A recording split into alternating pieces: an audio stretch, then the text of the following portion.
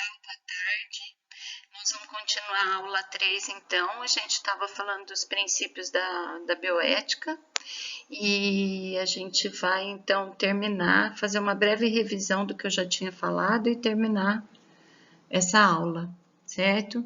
Então, os 4 princípios da bioética, eles foram propostos num relatório de uma conferência em 1978, da onde surgiu uma obra chamada Princípios Éticos Biomédicos, que foi escrito por um filósofo e um teólogo. Vejam que não era ninguém da área médica, né? Mas eram pessoas que se preocupam, estão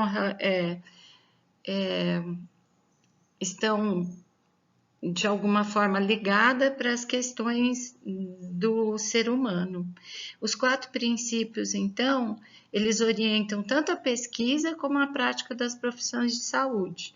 Então, toda vez que a gente for atuar dentro de um consultório, de um hospital, em qualquer ambiente que o fisioterapeuta atue ou qualquer outro profissional de saúde, a gente vai ter que se nortear por esses princípios, né? Não se esquecendo, então, que são 4, que é o princípio da beneficência, o princípio da não maleficência e o princípio de respeito à autonomia e princípio da justiça. Então, vamos ver agora cada um desses 4 princípios em separado. O princípio da beneficência, o que ele diz? Que a gente sempre que for atuar, a gente tem que atuar em benefício do outro, sempre focado no bem-estar do paciente. O princípio da não maleficência diz que é a obrigação de não causar um dano para o outro, para o paciente, no caso aqui, né, agindo sempre com ética. Vamos ver mais para frente o que dizem, então, os conceitos. Então, o que significa beneficência? Beneficência, a palavra quer dizer fazer o bem. A beneficência no contexto da saúde é o dever de agir no interesse do paciente. Quando o profissional, então, ele propõe um tratamento para um paciente, esse profissional ele deve reconhecer a dignidade do paciente, considerar todas as dimensões do ser humano. Porque quando eu penso no bem-estar do paciente, eu não posso só pensar no que vai ser bom para ele fisicamente, né? Então, se eu fizer essa técnica, ele vai ganhar amplitude de movimento. Mas será que psicologicamente ele está preparado para isso? E socialmente, ele tem uma estrutura social que permita que ele faça aquela atividade proposta? Espiritualmente, como que ele recebe esse tratamento? Então, a gente sempre tem que pensar em todos os contextos da pessoa humana. Toda vez que você propõe um tratamento, você deve considerar o contexto todo da pessoa, né? E reconhecer todas as necessidades desse paciente. A gente, acima de tudo, deve, então, querer ou desejar o melhor para o paciente, para restabelecer a saúde, prevenir uma doença, um agravo e também para promover saúde, certo? Vou apagar aqui um pouquinho. Então, esse princípio, ele estabelece a obrigação moral e moral consciente, porque agora vocês já têm consciência disso, de agir em benefício do outro. Essa é uma definição dada por esses autores, né? Que eu acho que explica muito bem o princípio da beneficência. Continuando aqui, então, vamos ver o que é o princípio da não maleficência, que para a gente parece sempre a mesma coisa, mas esse princípio ele diz que além de você desejar o bem para o paciente, ou o melhor, você tem que evitar o mal. Então, a não maleficência é entendido como a obrigação profissional de você não causar dano para um paciente. E ela preconiza o hábito de ajudar. Sempre. Se você não puder ajudar, pelo menos você não deve atrapalhar. Não tem aquele ditado, quem não ajuda não atrapalha? Aqui é a mesma coisa, né? Por exemplo, se você está com uma luva contaminada e você vai atender o paciente, você está fazendo bem para ele, mas a luva está contaminada. Então, você não está respeitando o princípio da não maleficência. Além de querer o bem, você deve evitar o mal, né? Sempre pensando, então, na maneira que fique mais confortável e melhor para esse paciente, certo? Depois vem o princípio da autonomia. Esse princípio, ele diz que toda pessoa ela tem liberdade de decisão sobre a sua vida, e a gente já tem discutido isso com vocês. Então, por exemplo, para que ele possa decidir sobre o que ele acha que é melhor, ele tem que ter direito a duas coisas, né? Duas condições que são fundamentais: a liberdade e a informação, certo? Então, esse indivíduo, para ele poder escolher e ter liberdade de decisão, ele vai ter que ser informado sobre o que vai ser feito para ele. E por isso, então, é que criaram um documento que chama Consentimento Livre e Esclarecido. Esse consentimento, então, ele é um documento que explica para o paciente ou para o sujeito que, por exemplo, vai participar de uma pesquisa, o que vai acontecer com ele, né? Quanto tempo ele vai ficar no tratamento, quais são as condições desse tratamento, se for uma pesquisa, que teste que ele vai ser submetido, e depois, então, que ele foi informado, né? Foi esclarecido sobre aquilo que vai ser proposto para ele, ou como pesquisa, ou como tratamento, é que ele consente ou não. E ele tem que estar livre de qualquer fator que possa levar ele a fazer uma escolha errada, como benefício, troca de favor. Então, não pode, né? Esse consentimento livre esclarecido dá a liberdade para o indivíduo saber se ele quer, através das informações que foram passadas, participar dessa pesquisa ou não, fazer esse tratamento ou não. E ele tem essa liberdade de decisão, é ele que vai decidir sobre o que é feito com a vida dele. Os critérios, então, que são seguidos para que um indivíduo possa escolher de maneira autônoma, sem influência, ele mesmo sozinho, decidir sobre o que ele quer, são 3 critérios que a gente considera. A intencionalidade. A intencionalidade é quando ele está disposto para fazer aquele tratamento. Então, o indivíduo, o médico, por exemplo, eu acho que nessa patologia seria importante fazer uma fisioterapia para a sua coluna, né? E ele tem que ter essa intenção. Quando ele chega no seu consultório, na sua clínica, ele já está com a intencionalidade, ou seja, ele tem a intenção de fazer aquilo. O segundo critério para uma escolha autônoma é ele ter um entendimento daquilo que vai ser feito com ele. Então, para isso, a gente precisa explicar claramente para o indivíduo, tanto numa pesquisa como para um indivíduo que vai procurar seus serviços profissionais, tem que explicar claramente para ele que tipo de atuação que tipo de proposta você tem para ele, certo? E aí, a partir do entendimento, o entendimento é um critério importante para que ele entenda se aquilo é bom ou não para ele, né? E a ausência de qualquer influência coerciva, ou seja, troca de favor, ou ele se sentir de alguma maneira coagido. Por exemplo, se o senhor não fizer isso, o senhor não vai ficar bom nunca. Né? Não é assim, você tem que explicar, eu tenho essa proposta, e essa proposta, por exemplo, se eu propuser um tratamento de 10 sessões de fisioterapia, onde eu vou fazer exercícios terapêuticos ou um recurso terapêutico manual, e aí você fala, olha, nós vamos tentar, vou fazer, as pesquisas dizem que isso é um bom recurso, eu me formei para isso, né? Agora, falar para ele, se você não fizer, você não fica bom nunca, não pode, né? A gente não pode ter uma influência que leve à coerção, que a pessoa se sinta obrigada ou de alguma forma você provoque nela uma situação que ela se sinta na obrigação de fazer aquilo. Ela precisa estar consciente da escolha, querer fazer o tratamento e livre de influências.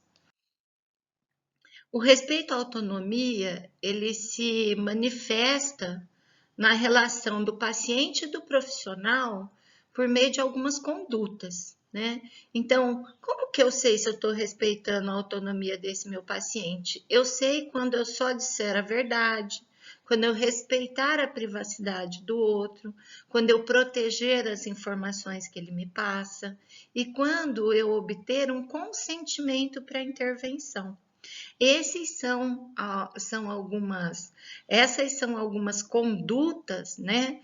Dizer a verdade, respeitar a privacidade dele, não contar nada do que ele te contou para outro, e obter o consentimento. Essas são condutas que vão denunciar que você respeitou a autonomia do seu paciente. Então, nunca faltar com a verdade. Então o paciente chega, ele fala, eu tenho uma hérnia de disco, eu tenho uma dor lombar, e qual a proposta que você tem? Olha, eu tenho uma proposta de tratamento. Você vai curar? Não, eu não vou curar, porque a hérnia de disco é um problema mecânico, eu tenho intervenções que vão melhorar a sua dor, a gente tem alguns recursos que podem melhorar a sua postura. Aí você está dizendo a verdade, né? Respeitar a privacidade. O paciente, se ele não quiser te contar alguma coisa, ou não quiser fazer aquela terapia, ou não se sentir à vontade, você não deve. E é aquela história que eu conto para vocês da senhorinha que eu fui avaliar, né? Que ela não queria levantar a saia e ela tinha uma fratura de fêmur. E eu falava, mas eu preciso examinar seu fêmur. E ela falou para mim, eu não vou mostrar. Falei, mas eu vejo isso todo dia. Ela falou, mas eu não mostro todo dia. Eu tive que respeitar e tive que dar um jeito de atender essa paciente de uma outra maneira, certo? Proteger as informações confidenciais. O consultório, a clínica, muitas vezes é um local de desabafo para o paciente. E ele vai te contar coisas muito pessoais que devem ser muito respeitadas, né? Aquele ambiente onde está você e o paciente é um ambiente em que ele pode dividir coisas muito pessoais dele. E isso deve ser extremamente confidencial. E nem pode falar assim, atende sua mãe, seu irmão. Não, é confidencial o atendimento. Se o paciente quiser, ele conta. Você não tem que contar a coisa de dentro do seu consultório para amigos, né? Isso não é conversa de amigo, né? Então, a gente tem que preservar a privacidade do paciente, as informações que ele, porventura, te fornecer durante o atendimento. E sempre, sempre terminar a proposta do tratamento com essa pergunta. O senhor concorda com o que eu propus de tratamento? Então, primeiro, explicar direitinho, dizer a verdade, respeitar a privacidade, ver até onde ele quer ou não, ele deixa ou não, proteger toda a informação que ele te passar lá e, ao final, o senhor quer fazer o tratamento? Essa pergunta é a pergunta-chave para o sucesso. Então, vamos dar sequência aqui. Vamos lá para o próximo slide. Tem pacientes, então, que têm autonomia limitada. E quem são esses pacientes? As crianças. Elas não têm como definir, entender tudo isso, permitir ou não. Embora hoje a gente use também um termo de assentimento na pesquisa para crianças, mas, em geral, quem vai ter que admitir esse tratamento e permitir que ele seja feito é o responsável por essa pessoa que tem autonomia limitada, pelas crianças ou por pessoas que estão porventura com Alzheimer. Então tem que ter um responsável por esse tratamento, né? A criança geralmente ela não vai querer se tratar, porque ela acha que dói, porque ela não quer ir lá. Então o pai ou a mãe, quem for o responsável pela criança, é que vai permitir ou não que esse tratamento seja feito, né? Então, por essa razão, cabe aos responsáveis de decidir, então, o que vai ser feito com essas pessoas que tenham, então, autonomia limitada, né? Nem sempre o paciente tem a condição de avaliar qual é o melhor tratamento para ele. Se você pensar, às vezes o paciente não tem um conhecimento técnico necessário para entender o que vai ser feito com ele, né? E às vezes a gente tem que tentar insistir. Por exemplo, um adulto que não quer tomar o remédio porque não quer.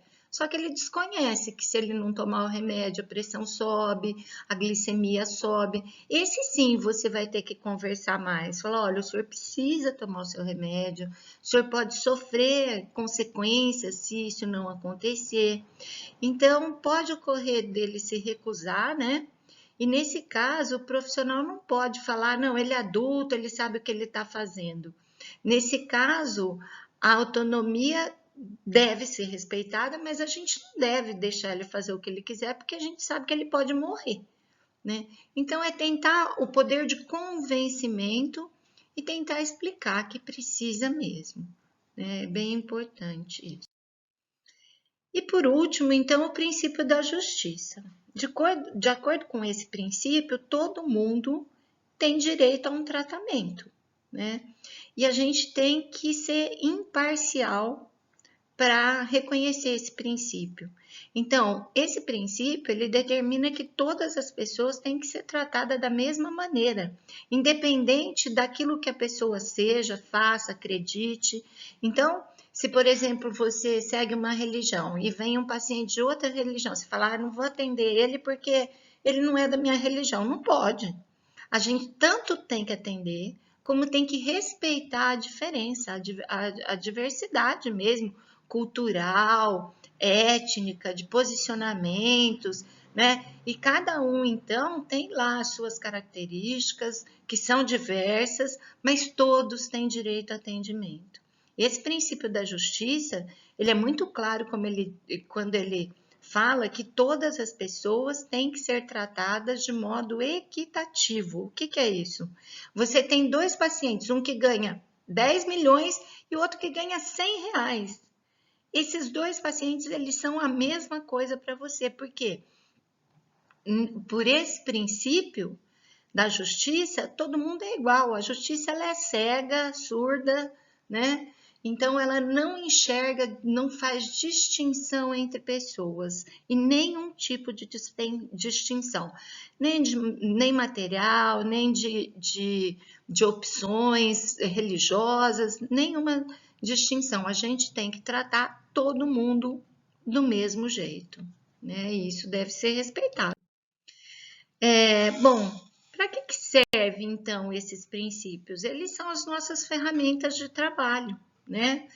Os 4 princípios são eles que vão me dar a capacidade de decidir o que a gente tem que fazer, né? Esse é o nosso principal fundamento. Independente de tecnicamente você escolher se vai fazer termoterapia, eletroterapia, laser terapia, você deve sempre estar atento aos princípios, né? Não fazer distinção, autonomia, sempre fazer o bem e evitar o mal, né? Então, esses fundamentos, eles reconhecem o valor da pessoa e reconhecem que a gente deve buscar fazer o bem para aquela pessoa, evitar o mal e respeitar suas escolhas e, por fim de tudo, sermos justos, né? Dar condições para todas as pessoas serem iguais, certo? A bioética, então, ela tem vários campos, né? E tem 2 que eu acho bem importante, que são a ética clínica e a bioética clínica. Então, a ética clínica, ela não se refere só para médicos, né? Mas para todos os profissionais de saúde. E o domínio da ética clínica, ele se centra em relações curtas, imediatas, relacionadas às exigências desses profissionais com seus pacientes. Porém, não se limita a determinar o que é prescrito, permitido, tolerado. E sim, ela é determinada, a ética clínica, por aquilo que é preferível, melhor para cada situação. Então, é o consenso, é o equilíbrio, agir com a razão. Então, nem tudo que é possível é bom. Muitas vezes o que é bom para um não é bom para o outro. Então, tá lá, a ciência evidenciou que tal terapia é excelente para todos os pacientes, mas no seu pode não ser. Então, a ética clínica ela diz isso, que a gente não deve se pautar apenas por aquilo que está já estabelecido, né? Ela deve ser pautada por aquilo que é possível, o que for melhor para o paciente dentro das melhores determinações do que está estabelecido. Então, ela trata das condutas desejáveis no âmbito da relação que se forma entre os profissionais da área da saúde e seus pacientes. Então, esse valor da ética clínica, ele permite que os valores dos seres humanos envolvidos sejam preservados. Né? A gente já falou sobre valor numa aula anterior e vocês lembram, então, esses valores eles devem ser preservados para que a gente atue com ética, certo? A bioética, ela é mais abrangente do que a ética, porque ela estabelece uma aliança entre o conhecimento científico que já existe e um campo de atuação amplo, né? Então, ela fala do atendimento humanizado, das questões filosóficas, das questões sociais. Então, a bioética clínica, ela diz respeito a todas as situações que exigem uma tomada de decisão, tanto na prática do consultório, como no cotidiano de todas as profissões e em situações particulares também nos comitês de ética, quando você vai desenvolver uma pesquisa e você precisa tomar uma decisão muito pautada pelo rigor da ética, né? Então, a bioética clínica, ela faz essa aliança entre todo o conhecimento médico e o humanístico com a ciência. Ela considera, então, isso em relação à ciência.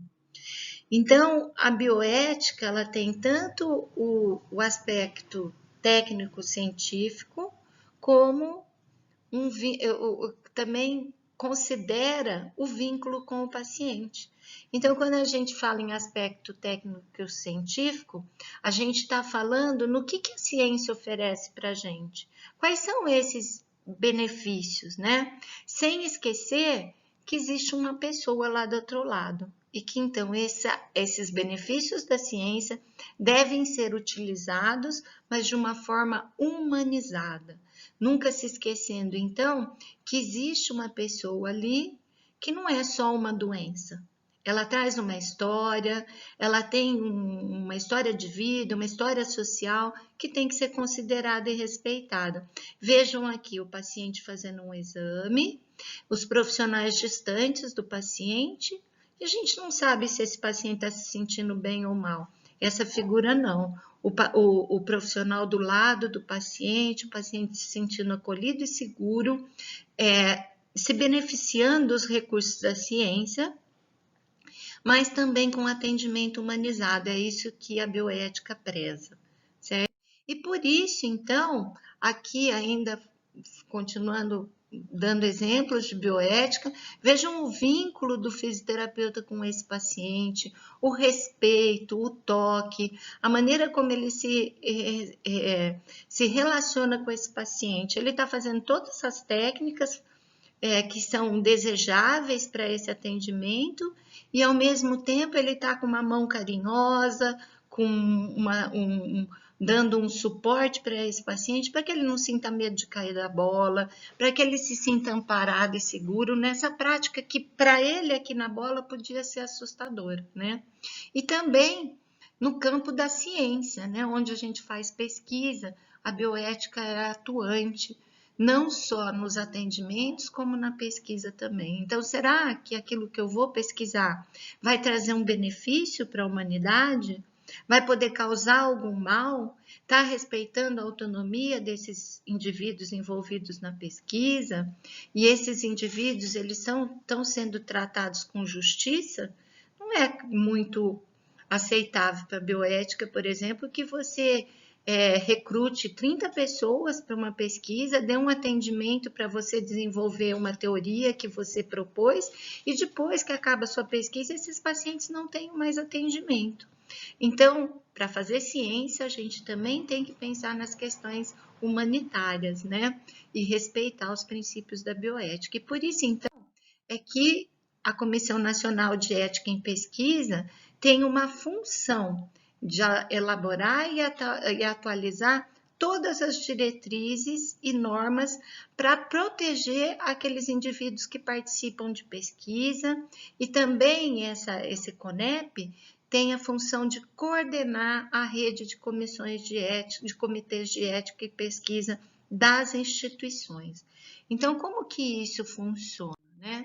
O Comitê de Ética em Pesquisa é um colegiado, então são várias pessoas de várias disciplinas e é independente. Essas pessoas que estão lá, elas não têm vínculo com nada, a não ser com os princípios da bioética. Toda instituição, então, que faz pesquisa envolvendo o ser humano no Brasil, ela deve ter esse comitê na instituição. E ele é exatamente criado para que os interesses das pessoas que participem da pesquisa sejam defendidos, né? E defendendo, então, a integridade da pessoa, a dignidade, e também para que a gente consiga desenvolver pesquisas para contribuir para a melhora das condições de saúde das pessoas, certo? Em 2018, então, eram 846 comitês de ética distribuídos pelo Brasil todo, que faziam avaliação dessas pesquisas que são propostas para o comitê de ética, certo? Bom, aqui então a gente vai finalizando a aula, as referências que eu usei para fazer essa aula e vai ficar disponível para vocês também no Moodle, tá bom? Agora eu vou finalizar e eu vou deixar uma tarefa no Moodle para vocês me entregarem, tá bom? Muito obrigado, bom estudo a todos, espero que a gente tenha conseguido desenvolver aí o conhecimento dos princípios da bioética. Tchau!